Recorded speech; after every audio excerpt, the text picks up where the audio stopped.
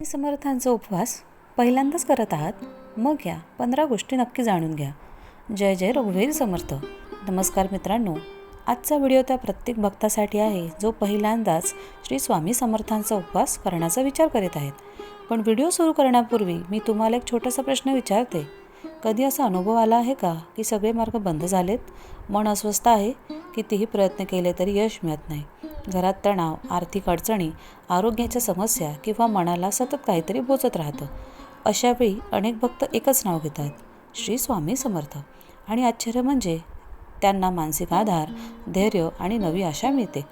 आज आपण जाणून घेणार आहोत की स्वामी समर्थांचा उपवास पहिल्यांदाच करत असाल तर काय करावे, काय टाळावे आणि कोणत्या भावना मनात ठेवाव्यात. उपवासाचा हेतू स्पष्ट ठेवा. फक्त इच्छा पूर्ण व्हावी म्हणून नाही, तर श्रद्धा, संयम आणि आत्मशुद्धीसाठी उपवास करा. 2. उपवास सुरू करण्यापूर्वी संकल्प करा. स्वामींच्या फोटोसमोर बसून मनोभावे प्रार्थना करा. 3. स्वच्छतेला महत्त्व द्या. घर आणि मन दोन्ही स्वच्छ असणे आवश्यक आहे. 4. सकाळी लवकर उठा. ब्रह्ममुहूर्तातील सकारात्मक ऊर्जा मनाला स्थिर करते. 5. स्नान करून स्वच्छ वस्त्र परिधान करा. शक्य असल्यास पांढरे किंवा हलक्या रंगाचे कपडे घाला. 6. स्वामींची पूजा करा. फुले, अगरबत्ती, दिवा अर्पण करा. 7. श्री स्वामी समर्थ नामजप करा. हा जप मनाला स्थैर्य देतो. 8. स्वामी चरित्रांचे वाचन करा. किमान एक अध्याय वाचा. 9. राग टाळा. उपवासाचा खरा अर्थ मनावर नियंत्रण ठेवणे आहे. 10. कोणालाही दुखावू नका. वाणी आणि वर्तन दोन्ही नम्र ठेवा. 11. सात्विक आहार घ्या. फळे, दूध, उपवासाचे पदार्थ घ्या. 12. गरजूंना मदत करा. दान आणि सेवा ही स्वामी भक्तीचा महत्त्वाचा भाग आहे. 13.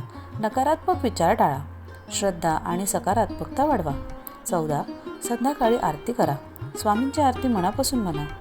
15. उपवास सोडताना कृतज्ञता व्यक्त करा.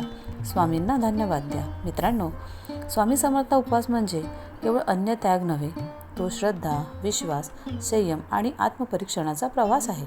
स्वामींना भव्य पूजा, मोठे नैवेद्य किंवा दिखावा नको असतो. त्यांना हवं असतं ते फक्त निर्मळ मन. लक्षात ठेवा, स्वामी म्हणतात, भिवू नकोस, मी तुझ्या पाठीशी आहे. ही भावना जर मनात कायम ठेवली तर उपवास यशस्वी झाला असे समजा. व्हिडिओ आवडला असेल तर लाईक करा, शेअर करा आणि पूनम क्रिएशन चॅनलला सबस्क्राईब करायला विसरू नका. पुन्हा भेटू एका नवीन आणि प्रेरणादायी व्हिडिओसह. श्री स्वामी समर्थ.